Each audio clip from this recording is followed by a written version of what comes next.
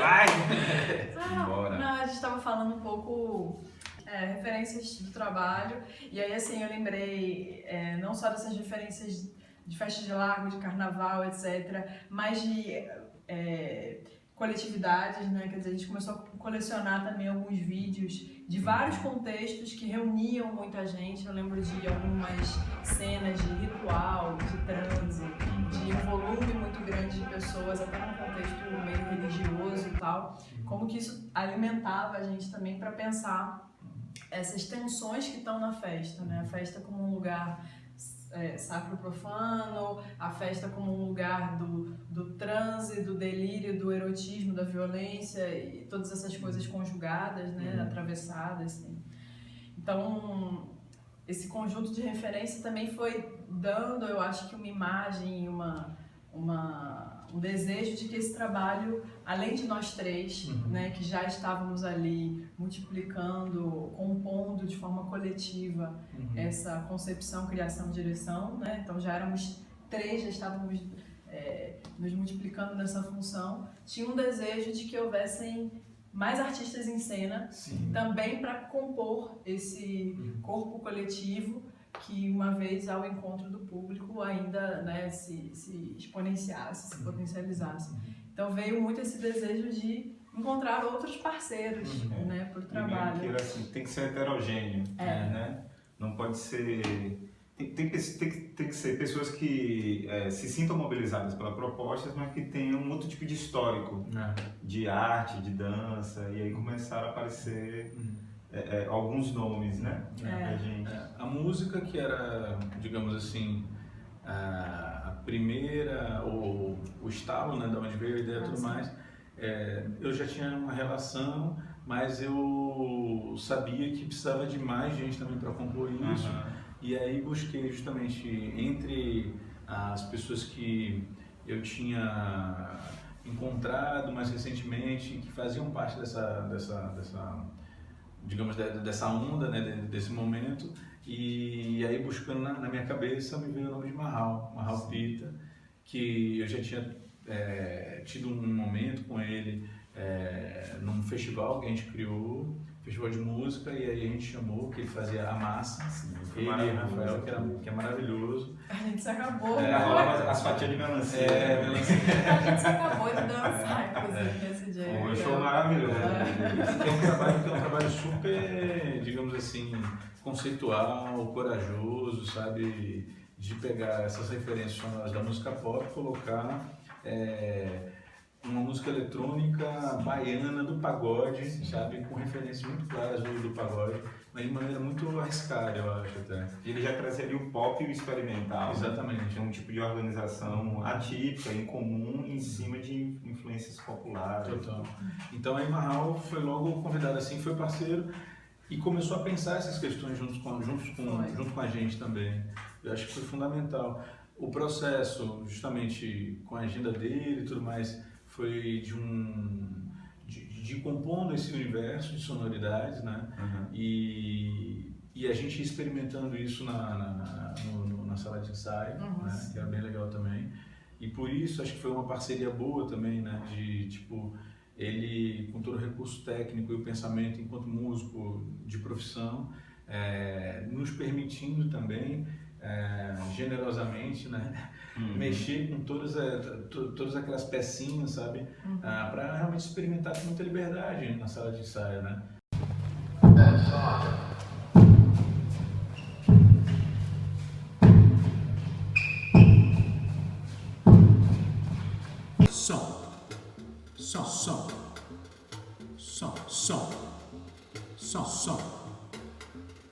Som.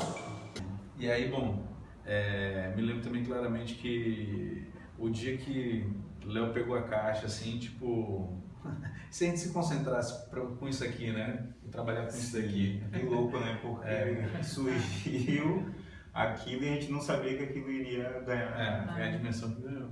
Mas é porque ficou muito claro ali, né? Acho que é uma história também para contar, porque acho que nesse momento da caixa, a caixa foi a síntese entre aquilo que a gente estava articulando de pensamento sonoro e de pensamento coreográfico, né? Sim. Como é que a caixa era um elemento, ao mesmo tempo, de emissão sonora, mas era um elemento, era um corpo que estava dialogando com o intérprete ali, com, né, o intérprete, o artista em cena. E como é que a gente olhou para aquilo e entendeu? Sim. É a caixa, né? Assim, tem uma entrada aí que depois desse momento, que foi realmente uma experimentação de Léo, e a gente pirou em cima e começou a filmar e ver e botar, e testar, e improvisar com a caixa. Aí não tinha mais volta, né? Assim, era a caixa, o material mesmo. Foi legal porque essa entrada aí é totalmente fruto do acontecimento, né? De ficar experimentando, mas de desejos que eu já venho pensando e que foi super acolhido aqui, que é essa ideia de pensar o som em sua fisicalidade, né? Então, o aspecto físico do som, a espacialidade do som. Em outros trabalhos eu vinha já propondo isso com frequências sonoras que você sente no corpo. E dessa vez foi um tipo de gesto que eu ainda não tinha experimentado, que é carregar a caixa, espacializar o som carregando a caixa. E isso foi super acolhido no trabalho. Eu te escutando, Felipe, lembrei também que as nossas escolhas, conversando com o Marral, eram dessa ordem da gente mapear ritmos e timbres desse universo da cultura popular e da música eletrônica, mas também paisagens sonoras. Então, gravações que vocês tinham feito em visita ao Recôncavo, então orações, paisagens, pessoas falando. Então, esse campo de fundo da rua, que é mais difuso do som, foi assimilado. Barulho de sino, barulho de moto, né? Como é que a gente foi inserindo isso tudo também na lógica da camada, né? Da acumulação, da sobreposição.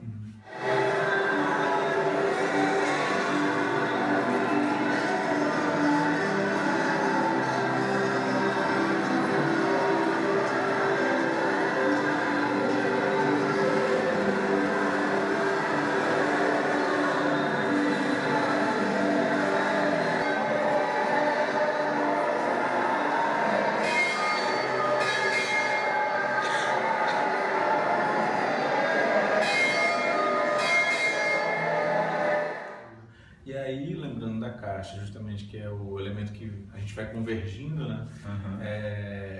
A gente usava caixas normais, industrializadas, né? Pesadas e leves.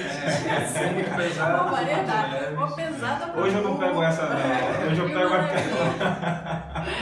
Então, era o que a gente tinha também. Levando todo o equipamento de som que a gente tinha para o ensaio. Inclusive, parte quebrou lá. Mas tudo bem. Aí a gente começou a falar, bom, a gente tem que ter uma caixa nossa, né? Uma caixa que seja a caixa de looping. E justamente juntando todas as referências de bancos, de barracas, das festas de largo, arte cinética, geometria, paredão, do sound system e tudo mais. A gente falou, a gente vai ter que trazer uma galera boa para fazer isso. E aí a gente convidou a tanto criações compartilhadas, que é um grupo de 3 pessoas, Daniel Saboia, Paty Almeida e Fábio Steck, que são pessoas hiper criativas e parceiros já de vários trabalhos, e a gente enxergou neles justamente as pessoas que poderiam traduzir e criar um projeto de caixa de som. Isso a gente já tinha pesquisado, já tinha ido para um bocado de gente que faz caixa de som. Eu e Léo, a gente chegava aqui de Brotas, Saldanha da Gama, lá embaixo também, na Djalma Dutra, né? Enfim, a gente foi em vários lugares, e só que a gente sempre chegava com a ideia de construir uma caixa personalizada, um projeto personalizado. E a galera também sempre respondia pra gente com um padrão, né? Sim. E aí a gente falou, bom, a gente precisa de alguém então que vai conseguir entender isso. E acho que o pessoal da Tanto, que são arquitetos, são designers, eles fazem tudo. São incríveis. São incríveis. A Tanto é incrível. E eu acho que o legal é que, de fato, eles são co-criadores mesmo. Eles têm a inteligência de trabalhar conceitualmente junto aos artistas. Então, não se trata em nenhuma instância de serem executores, não. Eles criam junto. Total. E é um luxo poder trabalhar com a Tanto nesse sentido, porque eles sabem muito bem gerar essas traduções e operar criativamente junto com o que o trabalho está pedindo. Então eles criaram um desenho de uma caixa de som que tem as características tanto de um sound system, mas também muitas vezes pode se assemelhar, e ela tem pegadas, né, que pode se assemelhar a um isopor ou uma caixa que o ambulante está carregando, que né, precisa ter essa mobilidade, precisa transportar, ou um banquinho, ela se torna banquinho também. Outra coisa legal também é que essas caixas empilhadas, elas vão, a geometria delas vai criando outras composições, a gente cria isso também. A própria bancada, eles pensaram também na arte cinética, né, de criar uma composição de cores aparentemente muito simples, mas que o seu movimento em relação àquele objeto vai transformando também o próprio objeto. E eles não fizeram somente a caixa, mas como também deram a identidade visual do trabalho, do projeto. Eu acho que uma recapitulação, né, dessa pesquisa sonora, a espacial e a pesquisa corporal, acho que de fato nesse trabalho tem uma comunicação preciosa entre corpo, som e espaço. Eles vão ressignificando entre si na medida que o corpo dos performers estão ali interagindo com a caixa, com a sonoridade que está sendo emitida. A gente consegue atravessar vários aspectos desse universo da cultura e da festa de Largo. Isso ficou muito legal, assim, poder articular esse corpo, som e espaço desse modo. Uma coisa que eu fico pensando é como a gente consegue, que era também, não foi ingênuo, digamos assim, ou não foi por acaso. A gente vem trabalhando muito com uma ideia de autonomia dos recursos, né? Então, eu costumo dizer que looping só precisa de uma tomada. Se a gente chega com som, luz, os artistas, figurino, toda a cenografia, tudo tá, digamos assim, no porta-mala do carro da gente, está na nossa caixa. Então a gente arma tudo, pluga isso e começa a história. Que lembra que era uma diretriz que você pautava muito, que foi muito importante para o trabalho. Não vamos ser, nesse sentido aí, autossuficientes e autônomos. E isso também é uma característica desses empreendedores que nas festas de Largo chegavam com tudo, sabe? A galera chega com a sua mochila, a sua barraca e conseguem dar conta de todas essas questões. E acho que isso também é uma correspondência interessante. E aí eu me lembro que, bom, a luz, além de estar na caixa, a gente criou as gambiarras, né? Que é uma estrutura de luz também presente, uma referência muito forte para a gente e que, enfim, acho que acabava dando o ambiente que a gente precisava. E o figurino, que aí Flávia Souto também, Flávia Couto, também chegou com muita precisão, assim, entendendo a história do trabalho e podendo também compor junto, trabalhar junto. O figurino foi... Ele já entrou, né, um pouquinho, a gente já tinha a caixa, essas concepções todas bem definidas e tinha essa questão, assim, como é que a gente vai lidar com isso em relação ao que a gente está vestindo, né, como é que a gente está na cena. E aí foi até uma lembrança de Isaura Tupiniquim, que lembrou de Flavinha Couto. E foi ótimo porque, assim, ela chegou junto, compreendeu absolutamente a proposta, trouxe uma série de contribuições, assim, dialogou de uma maneira muito, muito especial com o trabalho, um trabalho que já tinha caminhado, né, de novo em relação a questões do corpo, da música, então, assim, e ela conseguiu chegar nesse ponto e realmente dar uma cara, uma identidade que eu acho que foi muito especial. No primeiro momento ela pediu para que a gente levasse, né? A gente começou a fazer roupas, a partir das nossas roupas grandes balaias e a gente levava uma quantidade enorme, espalhava tudo no chão, ficava se experimentando e tal. Trocando uma roupa do outro e tal. Um brechó, super brechó. Super balaio. E foi muito legal porque, se vendo, né, a gente começou a entender que a presença da estampa era algo fundamental, já vinha desde esse imaginário inicial das referências, e a gente foi vendo que estampas a gente mesmo tinha, como é que a gente combinava. E quando Flávia viu aquilo tudo, ela sacou, assim, que foi genial, de que era um tipo de roupa que precisava vir de lojas de departamentos. Porque tinha uma possibilidade de repetição mesmo em série, no sentido tanto de que o artista podia estar com essa roupa, mas como chegou a acontecer, ter gente do público que também estava vestido, então era uma roupa pode ser confundida. Que pode ser confundida, que também é acessível, que não é algo completo, não é especializado, ao contrário, né? É aquilo que está na ordem do dia, na vitrine, na rua. Depois de muitas incursões na Avenida 7, a gente não, é loja de departamento mesmo. Um figurino todo composto com esse critério, né?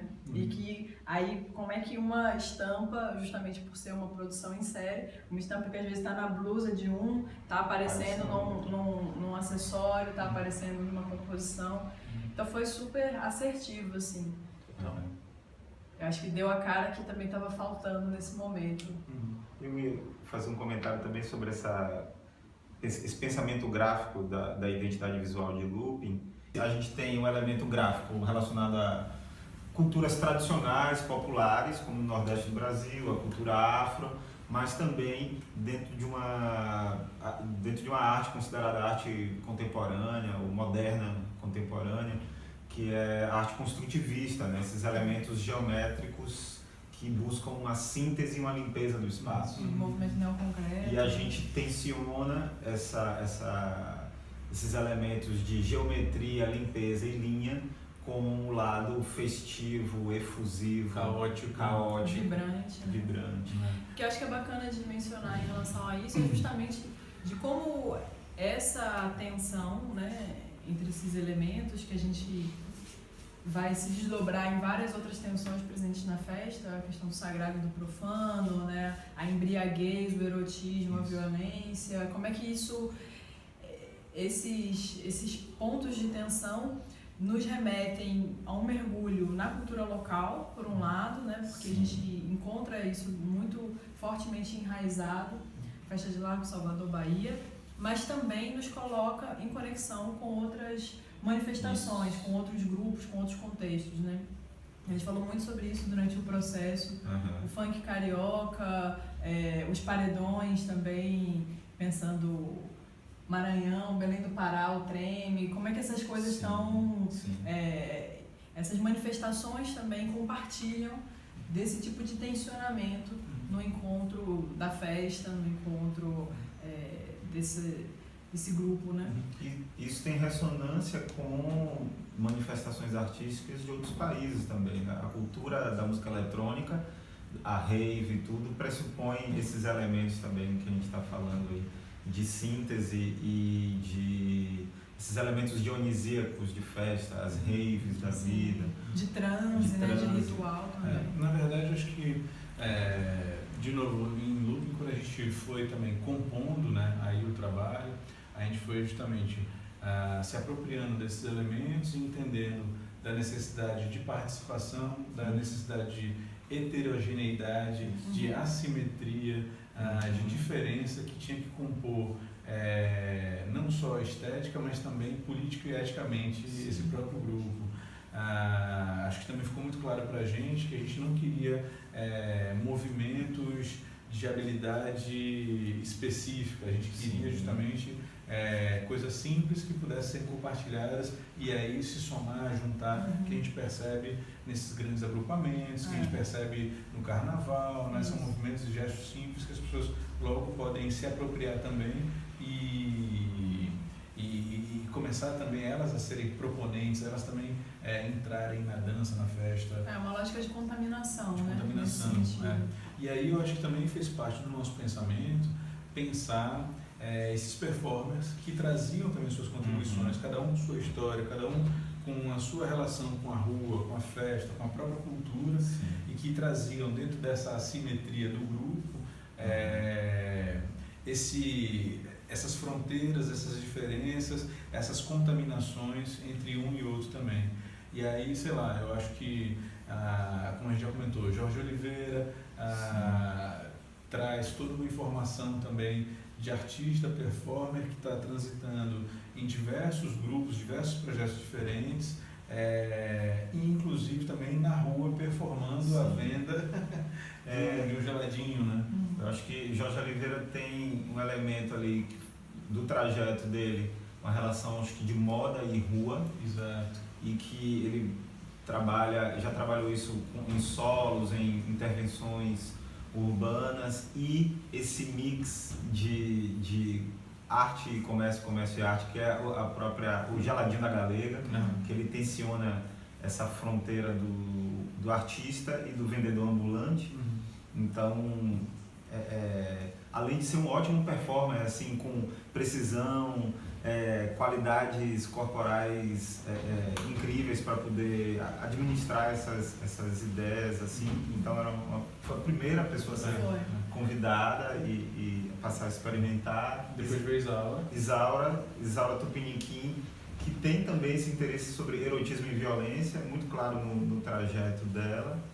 E acho que, no caso dela, a rua e essas informações mais brasileiras, entre aspas, deve ter sido a coisa mais desafiadora, porque ela trabalhava com outro tipo de repertório. Ela também trazia uma estética assim, um pouco mais punk, né? De um outro tipo de entrada nessa rua, de outro tipo de convivência, uma coisa... E que justamente isso também era muito interessante, né? Sim. Pensar não só o corpo que está mais aderido a um certo imaginário de festa de largo, mas também um corpo que gera uma contraposição, que possa tensionar, né, isso com outra referência. Então, para a gente trazer Isaura, tinha, eu acho que, embutido nesse convite, um interesse pelo modo como ela vem trabalhando essas questões, também numa perspectiva, né, autoral, quer dizer, acho que todos os artistas que compõem o Looping, de alguma maneira, têm uma trajetória do seu próprio trabalho, tem uma assinatura, tem questões estéticas, tem uma construção de linguagem ali. Então, também no momento de começar a compor esse grupo, que foi sendo um processo, né? A gente foi pensando aos poucos como é que esses diferentes corpos estavam se relacionando e então que outras informações seriam interessantes no sentido mesmo da diferença, da complementariedade, né? Eu acho que esse interesse no trabalho de Isaura veio um pouco por aí. Aí depois entrou Jaque, Elesbal... Jaque Elesbal e Bruno, que a gente foram convites mais ou menos no mesmo momento, né? Bruno de Jesus. Jaque Elesbal traz um caráter fortemente político nas proposições artísticas dela, né? Ligado a discussões de gênero, de cor e uma presença muito forte assim dentro da nossa constelação de pessoas, de artistas. E o Bruno de Jesus também uma forte ligação com a dança afro, né? Com esses elementos heterogêneos da rua que ele também incorpora no trabalho dele. Na companhia dele. Acho que tanto o Bruno e a Jaque também tem um perfil empreendedor muito forte. Sim. Sabe? Acho que assim, Bruno também tem uma história de vida, sabe? De luta, de briga, sabe? De afirmação também do seu lugar no mundo como artista. Sim. E que isso também acho que está presente não só nos trabalhos dele, mas ele empresta isso também para Looping, né? Sim. E acho que a Jaque também, né? Sim. E agora a Jaque tem revista, sabe tá propondo uma expansão desse próprio lugar de artista no mundo, contando a sua própria história, a sua própria narrativa. E tem uma trajetória incrível de ter trabalhado com várias pessoas, né? Quer dizer, ela tem uma bagagem que eu acho que é muito interessante e que isso se traduz também, no caso de Bruno e Jaque, numa presença cênica que é, tipo, incrível, né? Sim. Eu acho que estar com eles na cena é também poder jogar com isso, que é maravilhoso, porque eles trazem uma força mesmo para o trabalho que é muito grande. E Thalita Gomes, que entrou também dentro de uma perspectiva que a gente sempre quis trabalhar também, a articulação de um processo de criação com um processo de formação também. Na época que a gente estava fazendo o Looping, Thalita acho que era recém-chegada na universidade. Thalita tinha entrado há pouco tempo na faculdade de dança, a gente se encontrou lá nessa relação também de aluno-professor e tal. E ao mesmo tempo que ela tinha uma trajetória recente na dança mesmo, porque é uma opção dela de mudança de vida, ela já tinha uma outra profissão, tudo isso, mas ela carregava um histórico de 12 anos de capoeirista, então assim, uma relação super enraizada com essa discussão da cultura, né? Performando isso nesse lugar da vivência da capoeira. Então, convidar ela, né, para poder fazer parte do elenco, eu acho que trazia um outro universo. Ao mesmo tempo, ela vem do interior, então vinha com uma outra referência também da própria ideia de festa, de festa popular. Isso era muito interessante. E eu acho que compunha nesse coletivo de pessoas que estão em cena, né, uma heterogeneidade de corpos, de posições, de afirmações no mundo. O próprio processo, a própria trajetória de looping acabou também nos ensinando muita coisa e também agregando outros performances. Você falou de Ícaro, depois que a gente estreou, que a gente fez as primeiras apresentações, Marral seguiu o trabalho dele com a Baiana System, que tem uma outra agenda, tem outra demanda, e logo a gente incorporou Ícaro Sá, que fez uma participação com a gente, e foi muito legal também que ele, como músico, né, pôde trabalhar outros elementos, digamos, até mesmo a gente improvisa em looping, então ele pesquisando levadas e trazendo informações mesmo de quase uma composição ao vivo também, sabe? Rítmica, bem apurada, bem presente. E Osório Monteiro, que também chegou,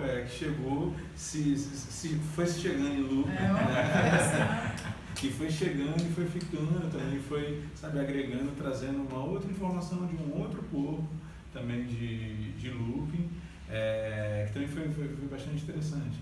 E aí eu acho que essa correspondência entre a gente respeitar as diferenças, as assimetrias dentro do processo, né?